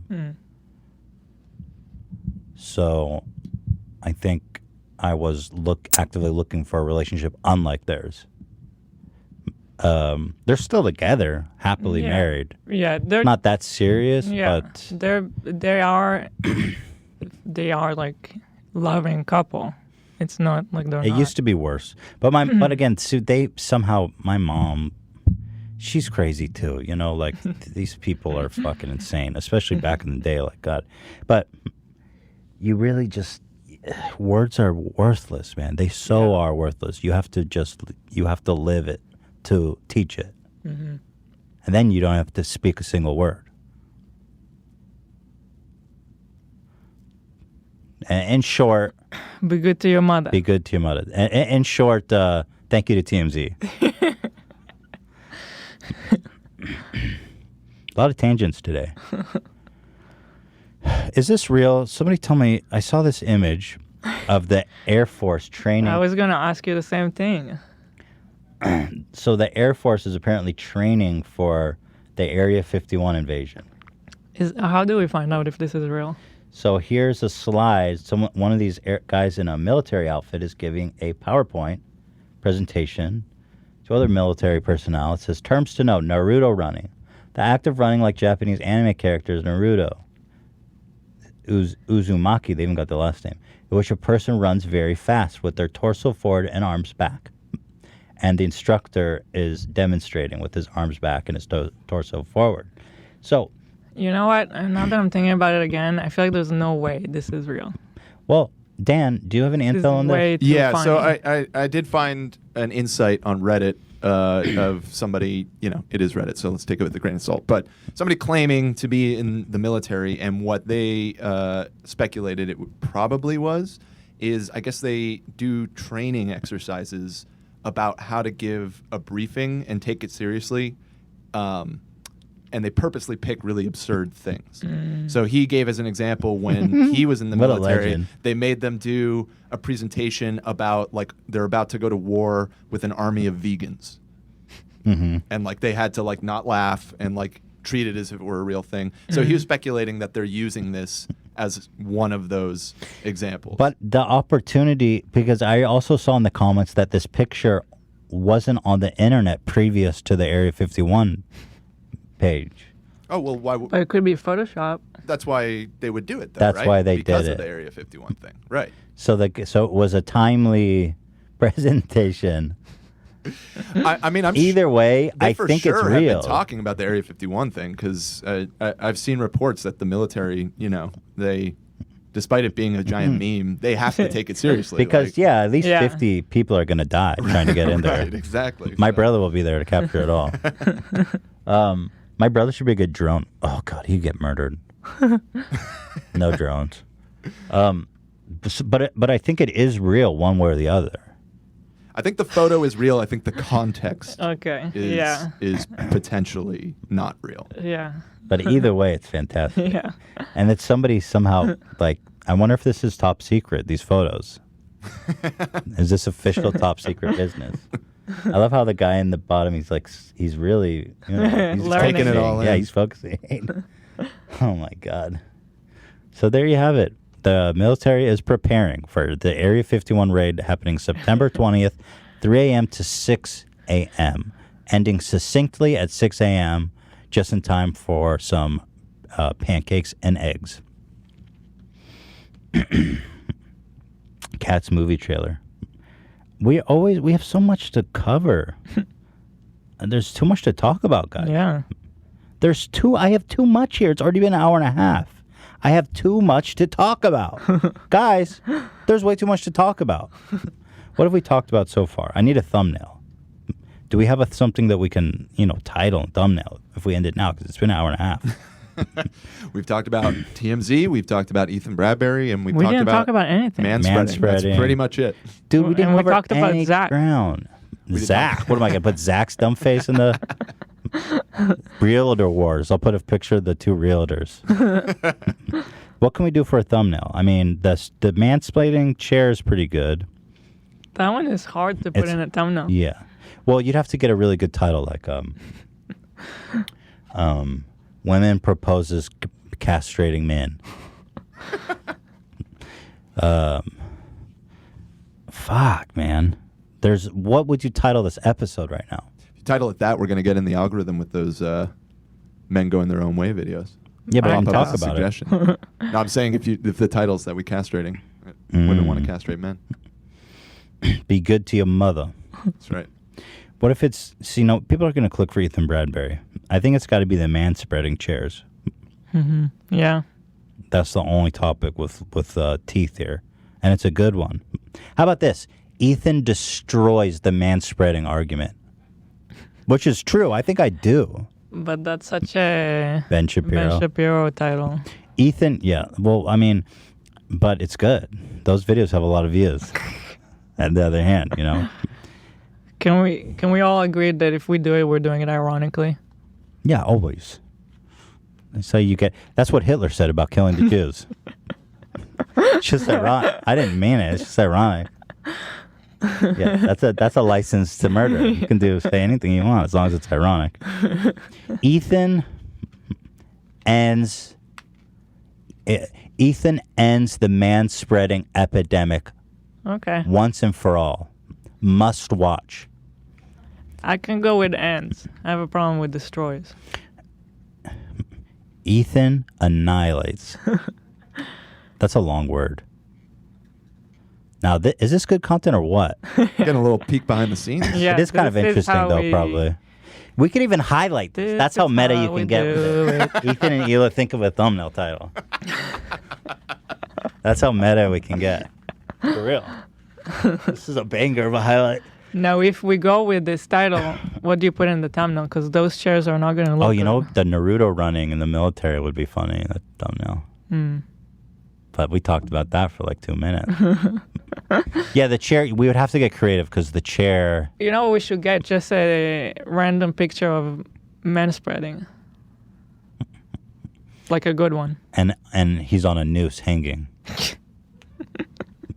Ethan annihilates the manspreading argument.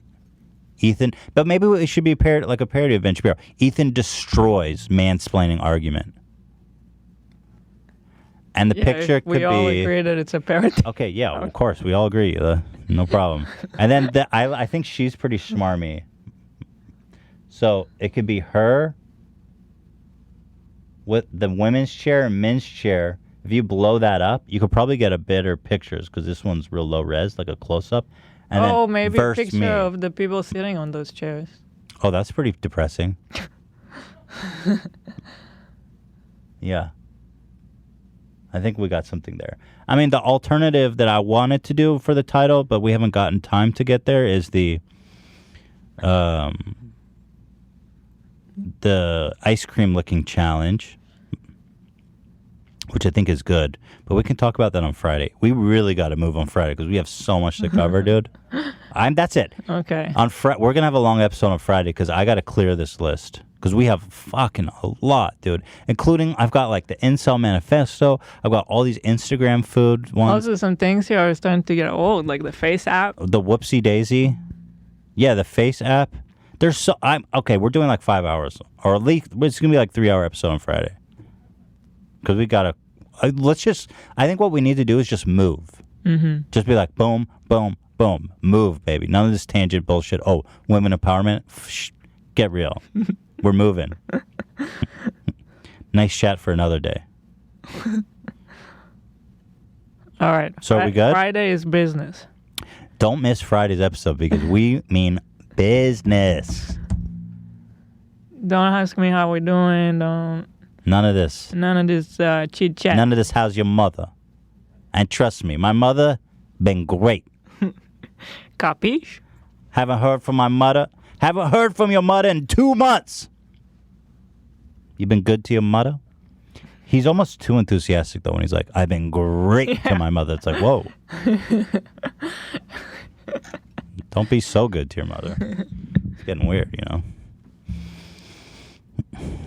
I've been watching Fear Factor a lot. And there's this one episode where the mom and the son are like hugging and kissing all the time. God. I was like, not that good. Don't be that good. And everyone around them acknowledged that they're being weird and they're still being all touchy. Like, so weird.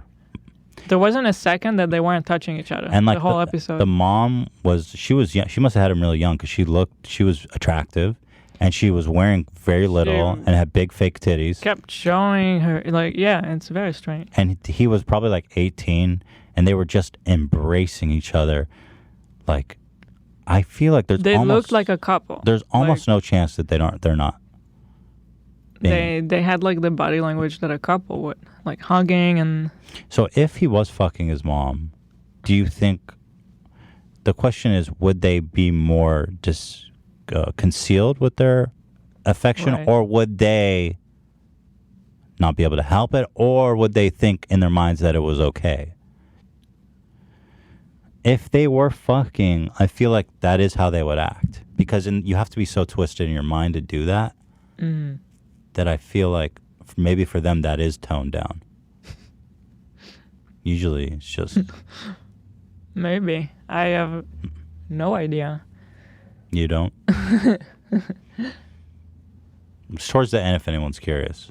I watched every single episode of Fear Factor. Because with Is this like new? Fear No. Factor? No. This is like reruns They of added the Joe Rogan one? 160 Yes. episodes, or like 157 episodes they added to Hulu, Seven every single seasons. one. And because I'm in front, with Theodore, I have the most and the least free time I've ever had in my life. It's very weird. Yeah. So a lot of we're just feeding him and burping him and trying to get him to go to sleep. And we're just sitting in front of the TV the whole day. So I've watched 157 episodes of Fear Factor since he's been born. Because you can't really watch good content because then you're not paying attention enough. Right. So you're wasting it. So, and you got to watch something that you can just kind of like look away and then look back and you're still not missing anything. Right. So Fear Factor is perfect. I mean, I loved it. It was really interesting, though, because... So, the show was canceled, ultimately, because the first couple seasons were, like, huge success. Crazy ratings. A world phenomenon. Yeah, I used to watch it in Israel. And the ratings were falling off. Every season, falling off. And when I first started, I was like, how is that possible? The first episode is so shocking. I could not believe what I was seeing. The very first challenge in that first episode, they tie the contestants to the back of a fucking horse and drag their ass at full speed on the ground. On like a dirt, like rocky. And they had to hold on to a rope for as long as they could, and they were getting fucked up. They were getting like their shirt. One dude's shirt was torn completely off. They were all bloody and cut up, and it was like everyone was like terrified.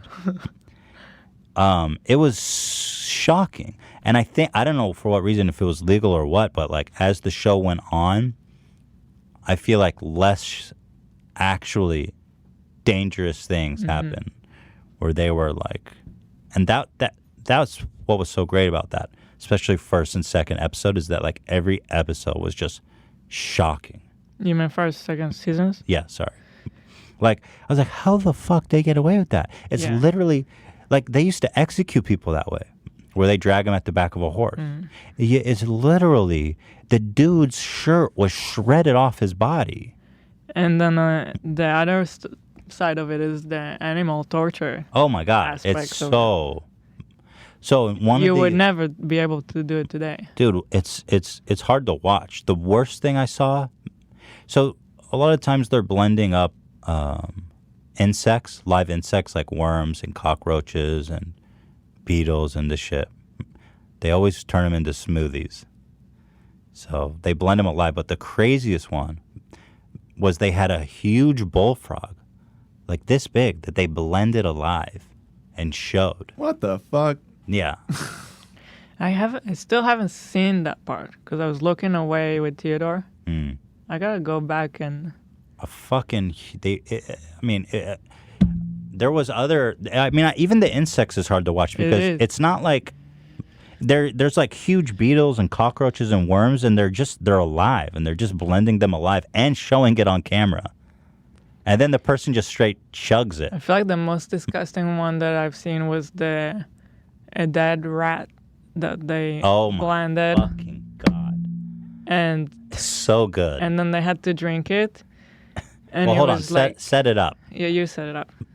They go out to this. If you've been in New York City, you know there's all these hot dog stands where they sell a hot dog for like $1, and they take it out of this old water with tongs.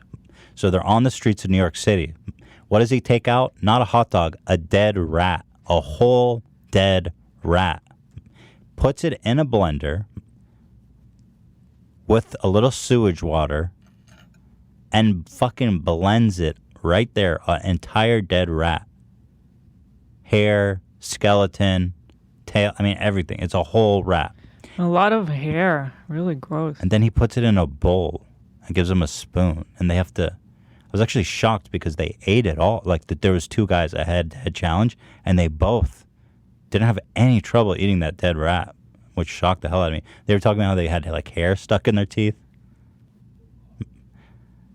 Fear Factor is a crazy show, man. I watched every fucking episode, but I have to admit, it got really boring towards the end. And watching Joe Rogan's transformation is funny too. Like, you can tell his testosterone levels are going through the roof towards the end. Like, they came back for the last season. They came back for like a little special, and he comes back and he's all tatted up, both of his arms full tats. He's like more yacked than ever. You can tell he's been shooting testosterone into his testicles, and taking Alpha Brain and shit. Like, apparently, some guys sued them for that rat episode. Oh, really? Because I saw those. Apparently, he couldn't stomach what he watched. Well, I'm not surprised. Wait, but it was just a viewer? Just a viewer. It was so gross that he sued. Yeah. Well, so I think the most obscene stuff I've seen, and I'm like an expert because I don't think anyone's watched as much Fear Factor as I did in that time. I would just watch it every day, all day. Did you know that they just recently revived it? No, they didn't. Wait, what? They did, apparently. It's on MTV, and the host is Ludacris now. I'm not Are watching. you kidding? Wait, how long has that been on? Since 2017. What? So, like, relatively recently. Yeah, there That's is. got to be so tame. We're going to have to watch We that and report gotta back. check it out. Yeah, check it out. Ludicrous. What the heck? So, in my opinion, Joe Rogan made that show. That show would have been nothing. And I'll tell you why, because Joe Rogan is such like an alpha male character, and he peer pressures people, he shames people, he humiliates people, and he really amps up the environment. And he actually is really good at encouraging people through the challenges who wouldn't otherwise do it. And he's so perfect for that show. He made that show. Ludicrous. Give me a fucking break. Yeah, that's kind of hard to picture, but yeah, apparently it's a thing. 2 seasons are out. Like, there was one scene. Let me tell you about how Joe Rogan's good for the show. I'm telling you, I'm an expert at Fear Factor. He goes, there's one challenge where they have to eat a giant Madagascar hissing cockroach. They're huge, living cockroaches. Nope. Oh, that's nothing on that show. And so one of the girls, or I think it was a celebrity edition, and one of them failed the competition. So they're like, okay, I'll tell you what, if you eat this hissing Madagascarian cockroach whole, you can come to the finals. And she's like, no fucking way, no fucking way. And Joe Rogan's like, I'll eat one. And he takes an entire hissing cockroach. I mean, they're huge, man. I'm talking like both of your thumbs together. Just dropped you a link with pictures of them. Yeah, they're fucking enormous. Oh, you have a picture? Oh, let's not. Oh, you don't want to see a picture? I mean, here, you watch the show. You see how big they are? Jesus. Disgusting. Yeah. Ugh. I mean, they're enormous. And so he puts the whole fucking thing in his mouth and he eats it. He's trying to be badass. He was really badass, but he started gagging. But he was gagging and I think laughing because he was shocked by how disgusting it was. Was it alive when he ate? Yeah. He probably felt it They're wriggling always around alive. and shit. Oh, God. They eat like live scorpions, tarantula, leeches. Yeah. I can't hang with that shit, man. I can't watch that show. And so he goes, he gets it down and he goes, that's why I'm the host of Fear Factor. Because he at times almost yaks. Yeah. He at times, but he always holds it together. But the worst thing I ever saw on that show was they put the contestants, again, always the worst ones they somehow get through, but they put the contestants in a tank full of cow intestines. And what they had to do was bite into the intestines and suck out the shit, spit it into a cup, and then drink it. So they had these huge long intestines, and they would bite into it, and it would be squirting everywhere. And they would suck it up, or they would like sponge it out like that, and they would spit it into a cup. And when they would bite in, it was really juicy. It would squirt everywhere. It was full of shit. And then they had to drink it. And I'm like, how the fuck did that even... How is that? And people always do it. How do you survive that? And yeah. Somehow they do it. Well, that one actually nobody had any problem with. And the rat, the one that disgusted me the most. Those dudes ate it like chocolate ice cream. Yeah. They did. So about that one, the guy sued them for $2.5 million, Dude, just turn the claiming TV off. he felt so disgusted from watching the stunt. He felt dizzy and lightheaded and vomited, and he claimed that his disorientation was so severe that he ran into a doorway and seriously injured himself. Bro, that is a fucking... And then the judge threw it out. Thank you. Obviously. Damn, that was during the era where everyone was just suing for anything. Yeah. And also, so you told me that they had an episode when the contestant had to drink donkey semen. Yeah, that didn't air. So, yeah. Because it was so rejected obscene. by NBC. It was the only episode that NBC ever rejected where it was a twins episode. You can find it online, but they cut it. And actually, it wasn't on Hulu. I wasn't sure because they re-released it. But it's a twins episode, and there's these really, as I remember, cute, like petite blonde twins. And he goes, what you'll have to do, he brings out a huge pitcher of donkey semen. And they have to eat both. So one of them is donkey urine and one of them is donkey semen. And they both, and one has to choose which one. And I'm thinking like, how is this possible? And they do it. They do it? They do it. And then there's a guy couple that does it too. Wow. Chugging an entire pitcher of semen. Yeah. Crazy, right? Then there's another one. So that was the only episode that was cut. But they used to do, like, the stunts they would do in the beginning were so insane. Like, they would shut down, like, huge parts of Los Angeles and city and get, like, access crazy to, like, huge skyscrapers in L.A. And they're crawling out. And it was really amazing. And then towards the end, I think they just got lazy or lower budget because they were just in the desert on a crane pretty much. But in a way, they had bigger budget because they started doing all these crazy explosions and like destroying cars every time. The producers didn't understand. No, it's like more it's money. Not about more money. It's the YouTube Red syndrome. Yeah. Us and all of our creator fans that we know, whenever they pitch to YouTube Red, they're like, okay, but we need to justify that we're charging people. I guess it's YouTube Premium now. Yeah. So we need to spend more money. I'm like, well, fuck, shut up. Like I pitched them a really good concept. I wanted to make this character, the Vape Nash guy, except I go to different subcultures and study the subculture and assimilate. So every episode I become a different guy. I'm not so like in one episode I'd be like become a skater.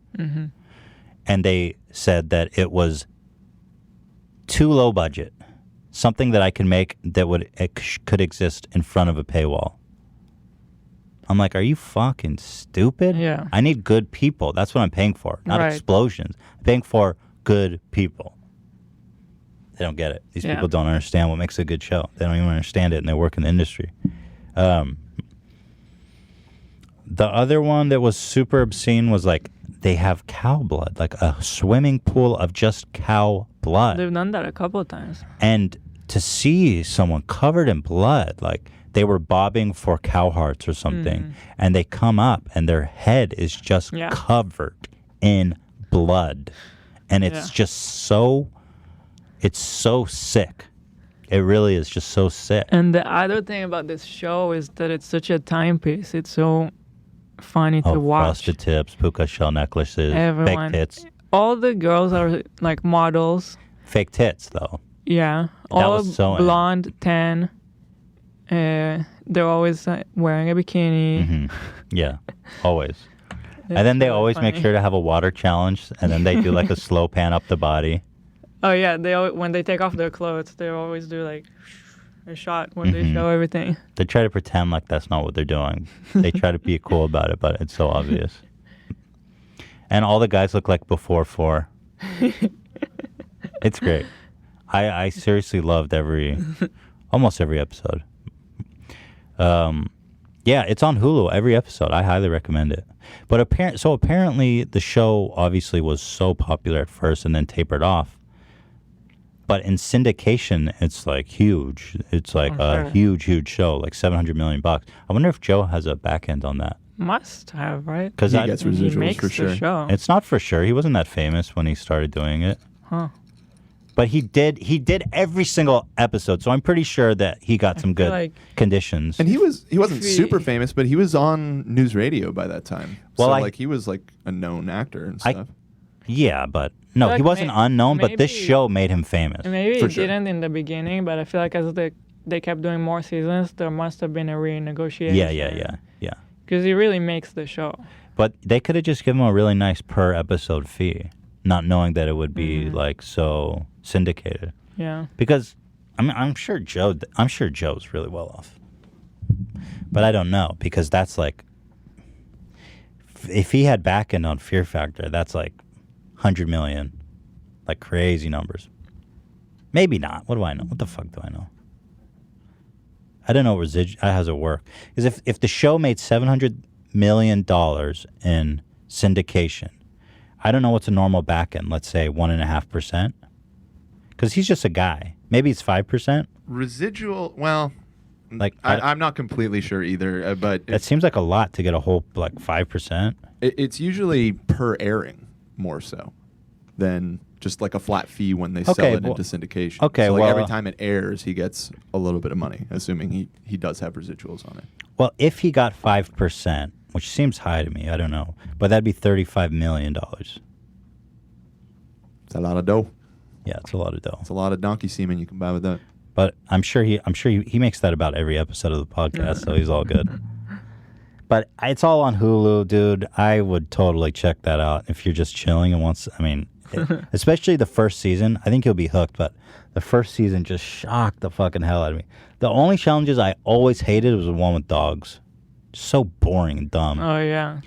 They have, it's just ridiculous. Some of the times it's just so unfair. Like, you pit a 90-pound girl against a 200-pound guy, and then they have a dog come attack them. They're in like a dog attack suit, and the dog weighs 90 pounds. So, of course, the dog's going to tackle the girl to the ground, and the guy's clear it with like absolutely no challenge at all. The best ones are when it's like a perfect mix where the women are on even playing field with the men. Sometimes they really surprise you. You would think like there's no way a guy wouldn't win it, and then a woman does. Yeah, the women are fierce competitors on that show. Pretty funny. Definitely. And I now remember the last challenge of the first episode again blew my mind. They had a taxi hanging from a crane at this absurd angle, just insane angle. And you had to climb to the back and get a flag. And they made it rainy. And they made it rain. So I was like, how the fuck can anyone do this? And of course, I think one guy did complete it, but the first guy slipped off and like almost broke his arm trying to catch on and grab himself. And he fucking destroyed his arm. So the first episode was amazing. Like, people were almost dying. They were being it was amazing. Right? Yeah. And it just, I don't know if either it wore off the shock or they got more conservative. I think both. But dude, I don't know. That first season was just fucking like boom, boom, boom. Every episode is a banger, you know? And then there's really funny ones. Listen to me going on about Fear Factor.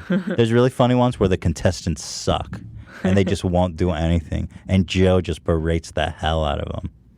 Those are really fun to watch, too.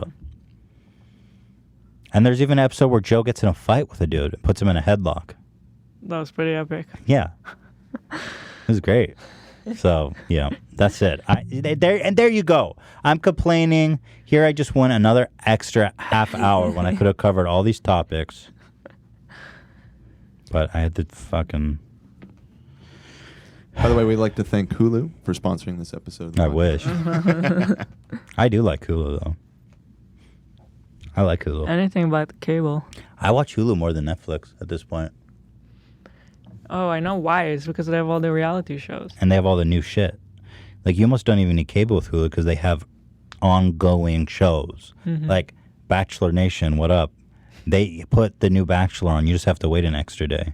But I'm paying $150 for Dish, and they fucking suck asshole. I can't wait to cancel it. I'd rather suck the shit out of a cow intestine than pay them another $150. That's not true. Oh, yeah, and the best part of Fear Factor, it's only $50,000 prize. The shit that these people go through. What the fuck? No, but even... That's pretty good. No, it's not. It's not good enough. It's really not. Like, maybe in the first season in, like, the early 2000s, I mean, I don't know where inflation was at, but 10 seasons later, it's still $50,000. And the shit that they go through. Sometimes they go up. They had a Yeah, they do have special 100,000 and the million. That they Oh yeah, dude, you guys are gonna love this. They did like a couple of times $1 million special where it's like seven episodes long. And in the fine print, they say the $1 million is paid to the winner over 40 years. So they're still being paid off now, the winners of that shit. That was like $25,000 a year, which I mean is nice, but like you're not a millionaire. And then I'm imagining You had a really good point about that. I'm just imagining these people like they're kind of low life, like just like imagine a dude who won Fear Factor 20 years ago and he doesn't work. He just collects his $25,000 Fear Factor pension. So in a way, it was like bad for them because it put them in this middle position of like, I don't need to work. Right. But then you're It's not getting that much paid money. very little. 25, and then as the years go on, inflation hits you. By the time they pay your ass back over 40 years, that money's going to be worth like so much less. Right? Yeah. Because in 40 years, yeah, probably like half of what it was originally. 40 years, who even knows if the government hasn't dissolved yet? Exactly. But I just love the image of one of these guys like, yeah, I won Fear Factor. I won Fear Factor 30 years ago. I've got another 10 years left on my pension. $25,000 a year. That's so funny. And the fine print. 40 years. And then that person ends up with no education, no career. Oh, it fucking cursed their whole life. I think the show was the worst thing that ever happened to them. You know? Because you think you're a millionaire, but you're so far from a millionaire. You're so far from a millionaire. Mm-hmm. You're basically making the salary of a full-time McDonald's employee. Not to poo-poo their service. I mean, God bless. Boy, that ain't a millionaire. Like, what are the chances they went out and got gainfully employed and was just like, I'm going to make an extra $25,000 on top of this? Someone who appeared on Fear Factor? Hell no. They're celebrating. And then that's basically what The Big Lebowski is about. He was a winner on Fear Factor like 35 years prior. And he's about to run out of money. God bless. Love the Fear Factor. All right, we're going to have to try to make this thumbnail work. Fucking manspreading. We're going to have to go crazy on this one. Ethan destroys feminist ideology in one fell swoop. MGTOW Nation. MGTOW. Ethan goes MGTOW. Can you make a dumber sounding name? MGTOW. Like, dude, if you're going to try to be badass, MGTOW sounds like what Steven Seagal does. You know what Steven Seagal looks like? He's all fat. It's like a really shitty martial arts for fat old dudes. MGTOW. All right, let's wrap this up. All right. Friday is going to be action-packed, so y'all not going to want to miss that, right, Ela? It's business. Guys, this has been your parents, Ethan and Ela Klein, the only people that truly care about you in this world. Your best friends, your only companions. I mean, this is everything. H3 Podcast is everything. Because without us, who's going to tell you what's going on in the world? Who's going to tell you what to think? And who's going to listen to your problems? The people around you are just trying to control you. Okay. I know. At some point, it starts to get weird. The people around you are controlling you. Here's our address. You can send us your 10% of your income. A tithe, if you were. Did I say that right? Tithe? Tithe. Tithe. Why the fuck did the church get 10% and I don't? I do way more for you guys than the church. What does the church do for you? You know what I mean? Like, seriously, think about it. Oh, I'm a pastor. I'm going to talk to you about the same dumb shit I did last week. I change it up at least. And you can watch it at home. Way more comfortable. So my address will be in the description. You can send me 10%. The H3 tithe. Right, Dan? Tithe, yes. And yes, you can send us your money. Please do. Thank you. We will see you on Friday. We love y'all. We appreciate you. This has been a wild, off the rails experience. This episode was off the rails. Song is nearing the end, Dan said. All right. So, guys, we'll see you on Friday, where we're going to be on the rails. Bye-bye. Bye.